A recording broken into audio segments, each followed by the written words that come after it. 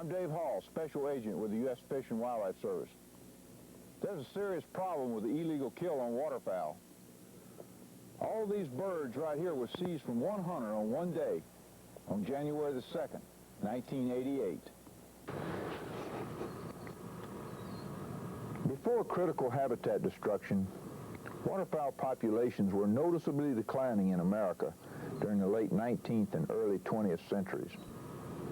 Private organizations and state game and fish departments responded first. The federal government followed by enacting the Lacey Act in 1900 and the Migratory Bird Treaty Act in 1918. Protection was the original waterfowl management tool which was credited for the recovery of the wood duck and other wildlife species. 50 years of strict enforcement of regulations promulgated under the Migratory Bird Treaty Act practically eliminated market gunning, spring shooting, and duck trapping. Even though most modern-day duck hunters are aware of critical habitat losses and declining duck populations, an unacceptable level of compliance of sport hunting regulations continues. Responsible waterfowlers and wildlife managers can no longer avoid the illegal kill issue. Aldo Leopold in 1930 identified an attitude difference that separates waterfowl from resident game management when he wrote, "The fact that seasons and bag limits on migratory birds have remained so much more liberal than seasons on resident game strongly substantiates the assertion that people can be induced to conserve what stays on their own land, but only the exceptional individual will voluntarily conserve what he shares with the community at large." Meeting the difficult challenge of changing hunter attitudes to substantially reduce the illegal waterfowl harvest depends initially upon the recognition and understanding of the issue, followed by a combined action by all concerned: educators, state, federal, and private wildlife organizations, but most importantly, a grassroots involvement of individual hunters demanding acceptable behavior from all waterfowlers.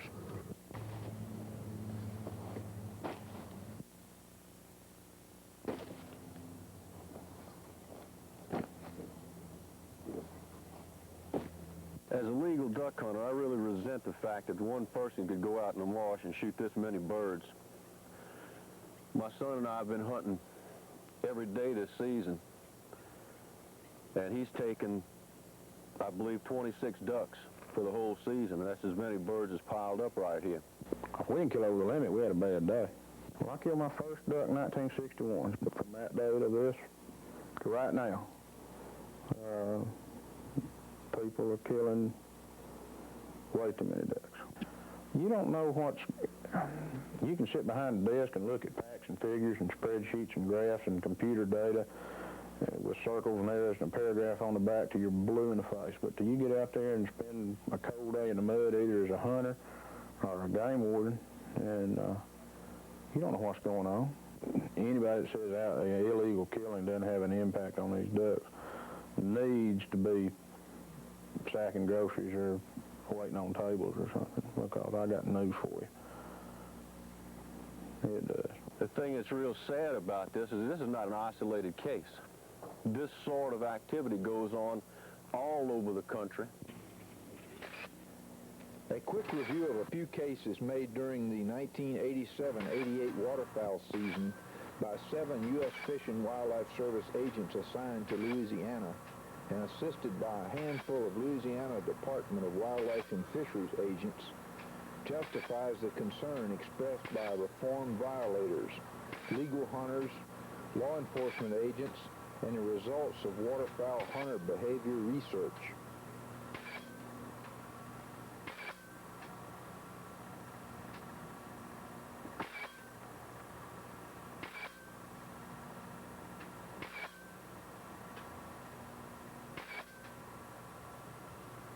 These concerned waterfowlers will share their knowledge and experience. Patrick Pitt of Memphis, Tennessee, is a former outlaw who has taken every species of North American waterfowl except the spectacle eider. John Lamarck, a high school teacher from Slidell, Louisiana, has hunted waterfowl for 25 years with his lifetime friend, Pat Cagnolette, the sheriff of St. Tammany Parish, Louisiana. Pat and John rarely miss a day in the blind during the season and annually hunt also in Canada and Mexico. Charles W. Frank, Jr. of New Orleans is the author of 3 books on waterfowl and has hunted ducks and geese throughout the world. Dr. Robert Jackson of the University of Wisconsin-La Crosse has conducted considerable research on waterfowl hunter behavior. Andrew Quattlebaum manages the Lost Island Duck Club at Stuttgart, Arkansas. While outlawing ducks, he guided hunters and shot illegally for over 40 years. U.S. Fish and Wildlife Agent Joseph Olivares, an honor wildlife graduate from the University of Georgia, transferred like many of his fellow agents from biological positions to the law enforcement division because of their concern over the illegal kill of waterfowl.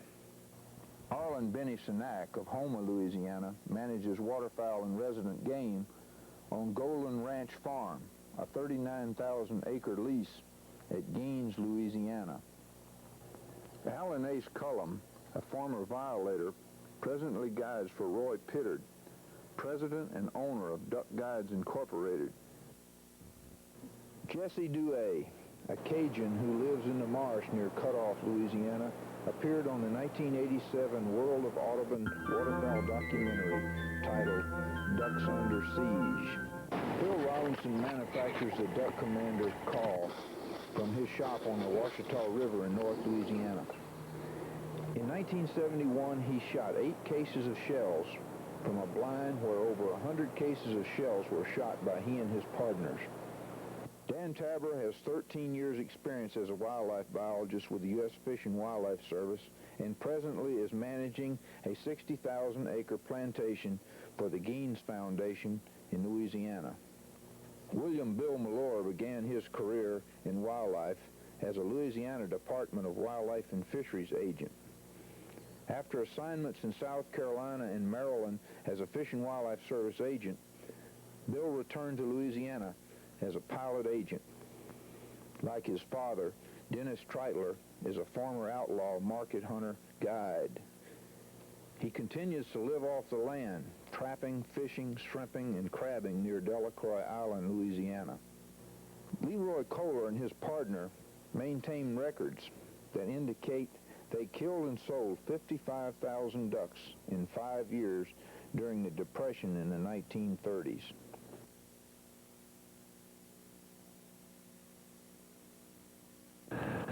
I've hunted in duck blinds in wading for 23 years without missing a day. Been over the limit, and illegal hunting is just a terrible, terrible problem. And in my days of duck hunting, in my lifespan, I've seen 10 to 1 more ducks killed illegally than I have legally. 95% of my friends are the people I know and associate with. Shoot over the limit and don't care about the law. The law is a joke as far as the waterfowl laws are, and for years and years you teach your kids to do it. It's a terrible problem that needs to be stopped if we're going to have ducks for the next generation. But the more we talked about the problems of hunting, we kept coming back to hunting ethics or hunter responsibility, and the feeling that that was the top priority. But waterfowl, because of the pressures on the resource and the tendency towards international hunting and so on, seemed to be the first choice. So we had a lot of people helping us plan this, a lot of conservation officers and wildlife management people, Ducks Unlimited. Of the 606, I guess it was, hunters that we observed, we interviewed in the field. When we did the observation, 20% of our hunters broke a game law the one time that we hunted and watched them hunt.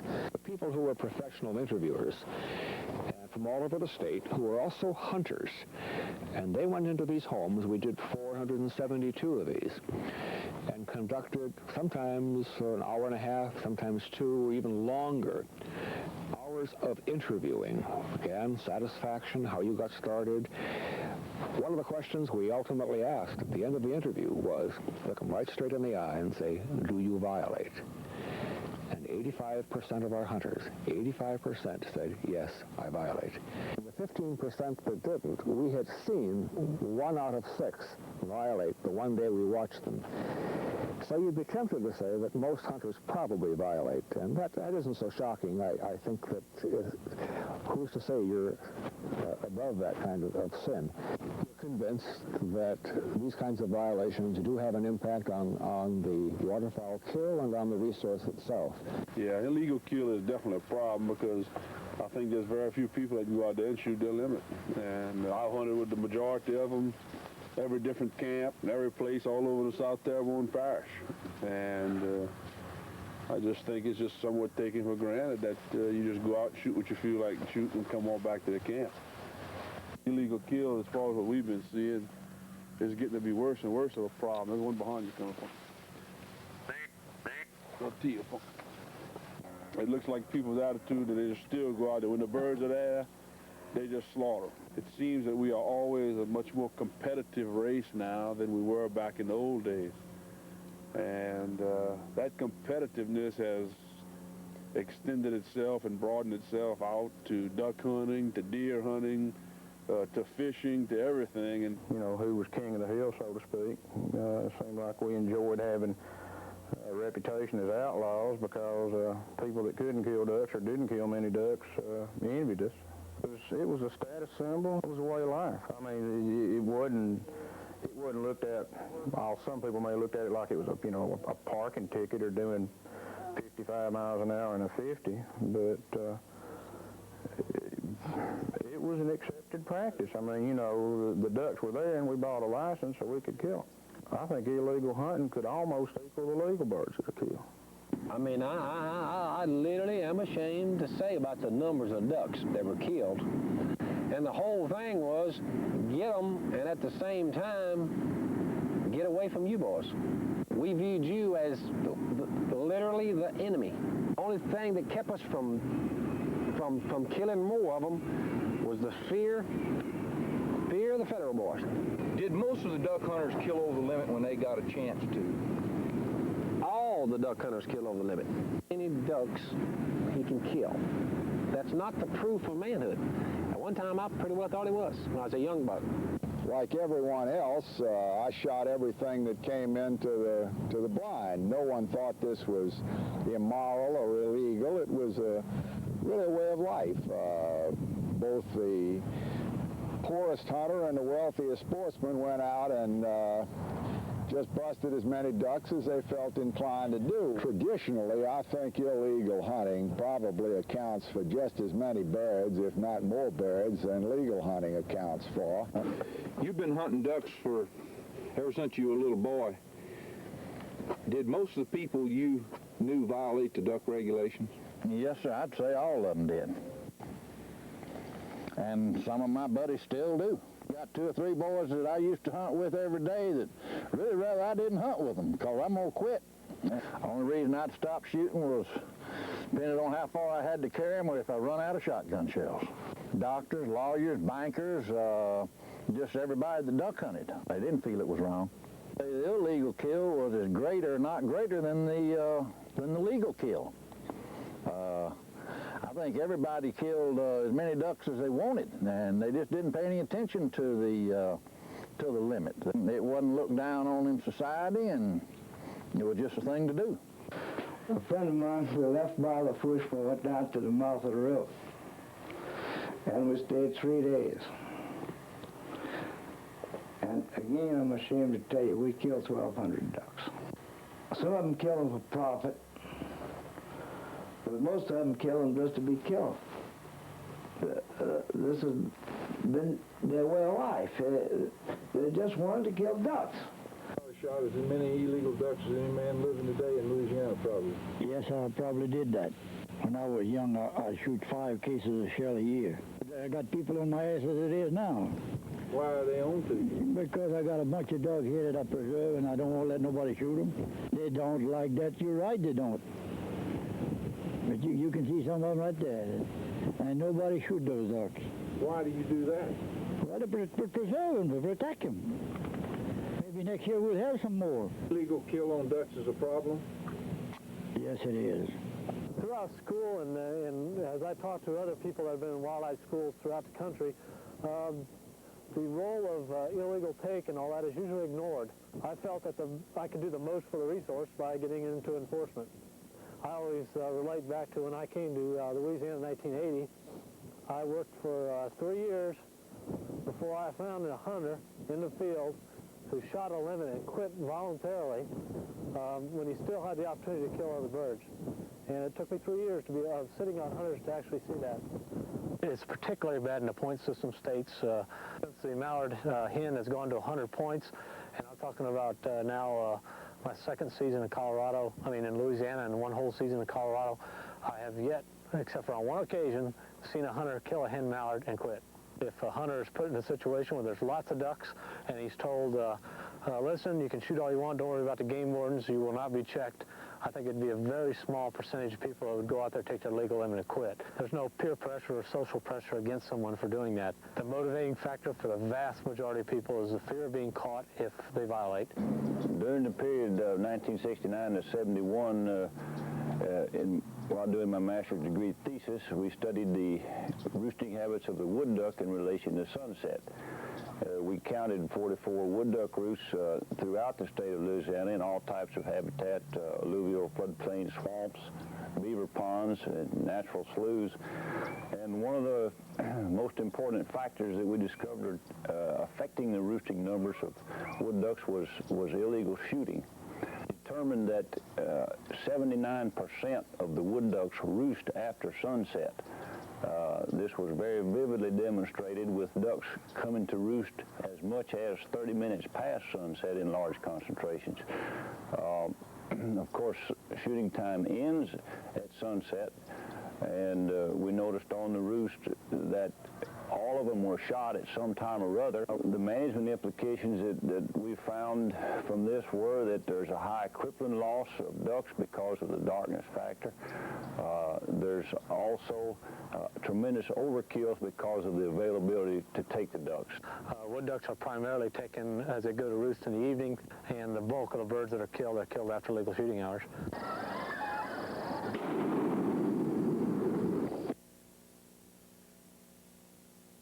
See those two guys that just ran that way?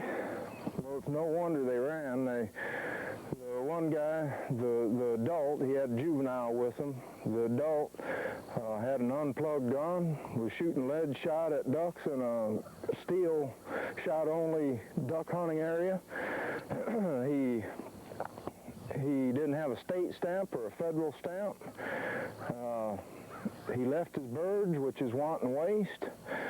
And he also was teaching the youngster something pretty bad. The youngster told me that he had just gotten through with a Mississippi Department of Wildlife Conservation hunter safety course, and both of them said they knew better, but he just decided to run like a rabbit.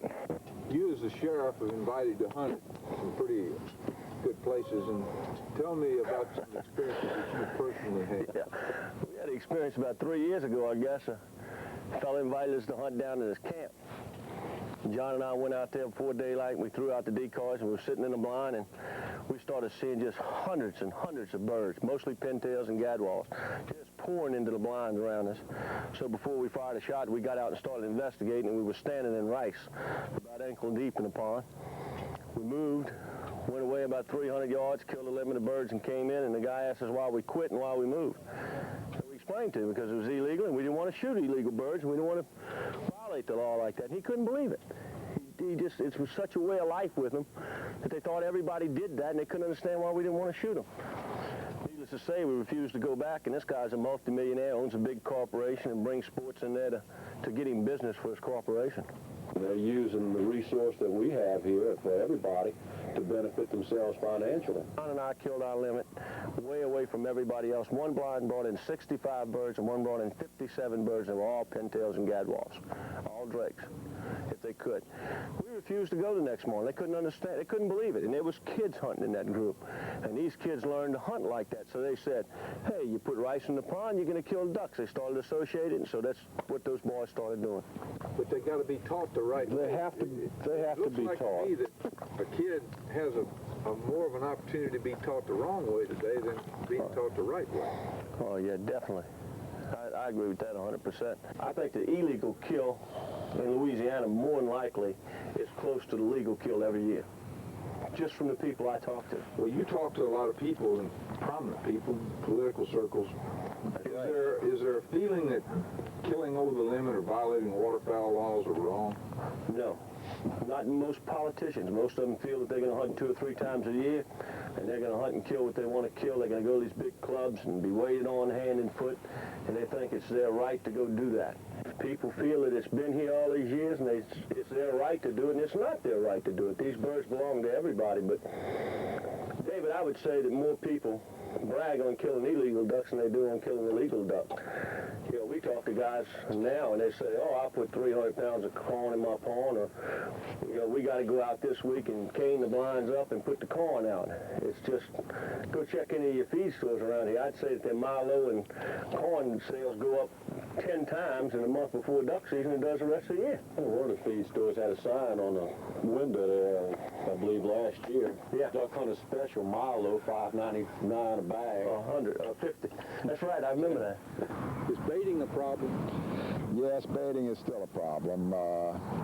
I've seen areas, and I know you have too, where you'll be hunting and you're watching an occasional band of birds that is going down in the same pothole 3 or 4 times, and you see them coming in, and you hear a shot or two in the distance, a second or two after the shot's taken place, and you watch the birds flare, hear the shot, the birds make 1 or 2 circles and then come back down. You don't have to have somebody draw you a picture to know that that is a result of baiting. Have you shot ducks over bait? Thousands of times. It works, doesn't it? It's the deadliest thing that I've ever seen. I tell you what, once the birds get used to coming at, you know, over corn and that, they so tame. Like I'm sitting in this blind right now. I wouldn't have to be sitting down. I could be standing up. I could put a few little canes around me, a little handful of decoys. I've already seen you shoot on them, they leave the pond, you call them back, and you shoot on them again until you got two-thirds of them. After the hunt would be over with, you'd put a couple of 100 pounds in a corn or feed in your pond, you come back the next day and kill the same ducks till you kill them all. It was synonymous. You go duck hunting, you kill every duck you could kill till you run out of shells. And everybody we knew did it. I tell you what, it wasn't nothing that was hid. People would come in from duck hunting and they'd leave the ducks on the stern of the boat. I spent most of my life hunting, fishing, and enforcing the wildlife laws in Louisiana, and have witnessed a serious decline in the waterfowl populations.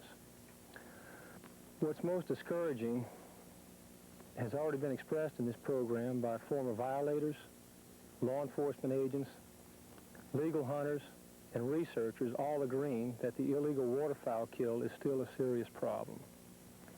During the recently concluded 1987-88 waterfowl season, we apprehended some of the most flagrant over-the-limit and baiting violations ever detected since the enactment of the Migratory Bird Treaty Act in 1918.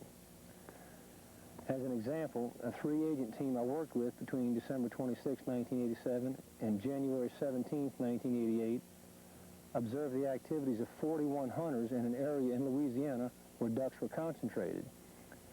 35 of these hunters were apprehended committing serious violations resulting in the seizure of 401 illegally taken ducks. 3 of the hunters were cited with taking 71 ducks on December 26, 1987. One of the 3 hunters and his club had been apprehended 5 weeks prior, taking 58 ducks over bait. 13,000 pounds of corn was seized from the club's storeroom. 3 hunters from the adjacent club were apprehended on January 9, 1988, with 168 illegal ducks, which amounted to 4,400 points. And what is most depressing to me is, judging from the amount of shooting we heard, had there been 100 properly equipped agents to inspect hunters in the marsh, most of the hunters contacted would have been cited for taking illegal ducks of this same magnitude. Who are the waterfowl violators? They tend to be younger, peaking in 20s, 30s. They're people who are hunting close to their homes. They know the territory. They feel secure in where they're working. They're people who have shown some degree of commitment to hunting. They have more information than non-violators about waterfowl. They have much of the equipment that we associate with good waterfowling. So they're not just novices making mistakes. There are people who belong to sportsmen's clubs who are more likely to be members of Ducks Unlimited. They are more likely to have taken hunter education as a youngster. In many ways, they surprised us. In other ways, why they were just confirming the predictions of what wardens felt they knew about violators. People that planned this with me, that consulted, were all dedicated waterfowlers. And they were there because they loved the resource, they loved to hunt. And there was just no question after we talked about this in our minds that, yes, the findings might be of interest or might be used against hunting, but in the long run, the interests of hunting would be served. And I would cite two particular things. Number one, we asked hunters about their satisfactions and dissatisfactions, and the biggest problems for hunters focused on the behavior of other hunters. But the second thing is that the things that some of these people are doing in the marsh and in the field, if that knowledge came into the hands of the anti-hunting movement, I think it could also destroy hunting. But it's far more potent then to have them discover this, if they would, than for us to locate it, to deal with it, to act in a purposive way to solve as much as we can these problems. And I think it's significant that hunters themselves are taking the lead in this. I think it's significant that hunters support it with their money. And I think it says a lot for them, the motives. It's just an important tradition. So by all means, I'm a waterfowler. Do hunters from other areas where waterfowl concentrate in lesser numbers also violate? I've guided people all over the United States, from the Carolinas to Michigan to California to all over. Shooting over the limit is a major problem.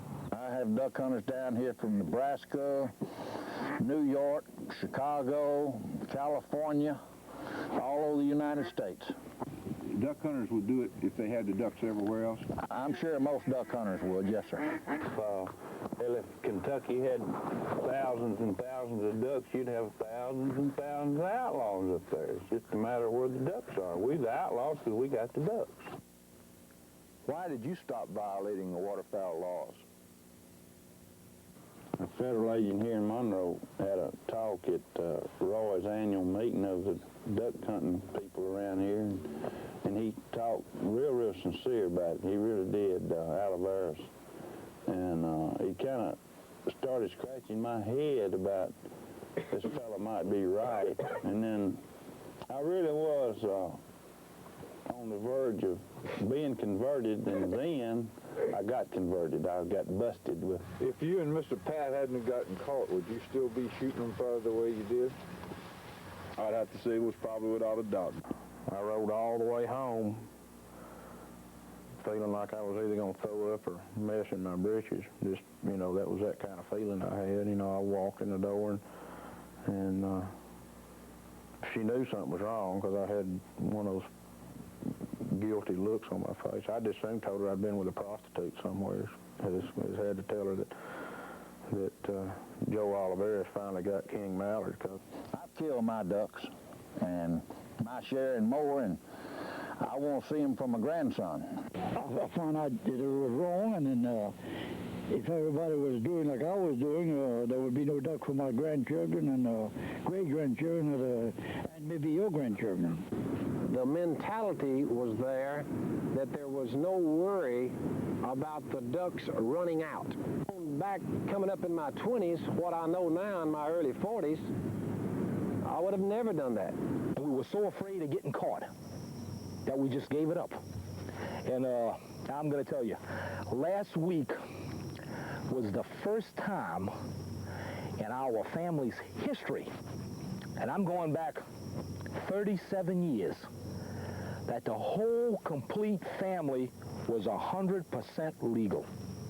We killed our limit. We had our stamps, our license. The boat was legal, plugs in the gun. We were shooting the iron BBs, the whole bit. And I'm going to tell you something. It was the best, greatest feeling that I've ever had in a duck blind. Now that the issue has been identified, what we're all looking for is solutions.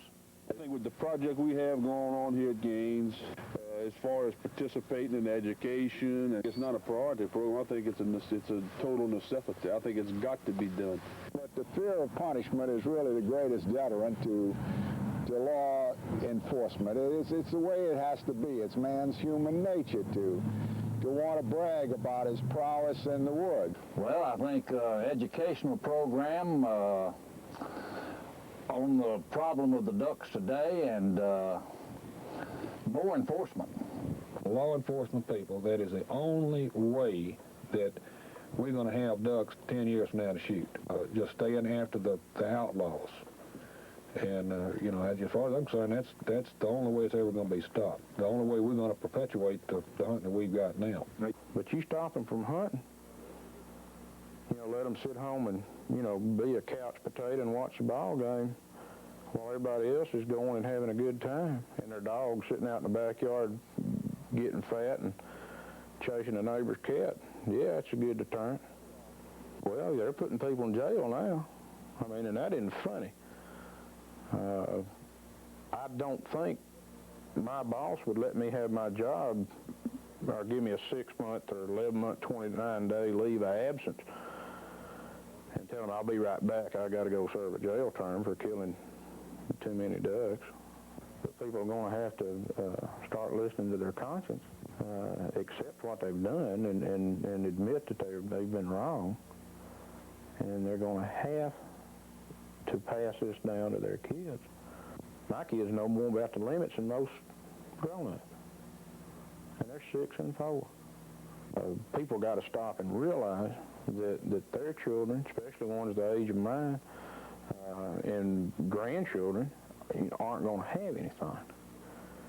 And we're the reason for the ducks being in the situation they're in right now, and they're going to just put them deeper in the hole if they don't get their act together and clean this mess up. We've got to. Game wardens can't catch everybody. The people that do the hunting, they can police their own rights. You've got to control the illegal hunters. And now people are finally waking up, and I just hope it's not too late. And educating the public to it, and stiffer fines and stiffer penalties. I think if a guy comes out and outlaws birds and gets caught, I think you ought to take his hunting privileges away from him forever. That'd end some of it. On a serious violation? Yes, sir. Yes, sir. If he's got 60, 70 birds and a lot of feed in that pond, I think they'll stop him from hunting. A good friend of mine this morning, Lieutenant Colonel John Sweeney, United States Marine Corps, just learning how to duck hunt, and we try to teach him right. And John went out this morning and he killed a couple of birds. He killed his first duck this morning. It's a beautiful widgeon drake, and he should have them mounted, and I think that's wonderful. But he enjoyed it. He enjoyed seeing the wildlife. He enjoyed seeing the egrets. He enjoyed the ibises. The pelicans were in the marsh this morning. He enjoyed seeing the birds. The wood ducks left the marsh, and it was just an enjoyable trip, wasn't it, Carl? As the sheriff said, it's the first time out, and I've really enjoyed it. I think from the education that I've received this morning, the bottom line to everything is I'd hate to see the logo on hats like a sheriff's got on, and I've seen around for quite a few years Ducks Unlimited. I'd hate to see that thing turn into Ducks Limited because of the illegal taking of the ducks and how that's progressed, I guess, over the years. I'm on your team. You can take me to the bank. And that's just the way it is. And I hope 5 million people see this, because then they'll know just exactly how I feel, how I stand. And I'll go down standing like that. My little grandson is everything to me right now. I want my grandson to be able to come sit in the blind and sit next to Papa. And I want Papa to teach him what to do and to do it right. And I want him to be able to tell his sons, yeah, my Papa was an outlaw. and he stopped because it was wrong. And he thought about me and you and your kids, that there might be something later on for us to enjoy the things that he loved so much. This is life here. This is what life is all about. We take it for granted. This is all taken for granted. You know, we come out here, we don't know how very fortunate we are to be a part of this. I realize that now. I'm 41 years old. 2/3 of me is over with. The last little third I got, it's going to be done right.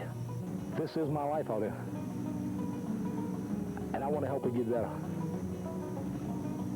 And I'm going to do whatever it takes to do it. It's just that simple.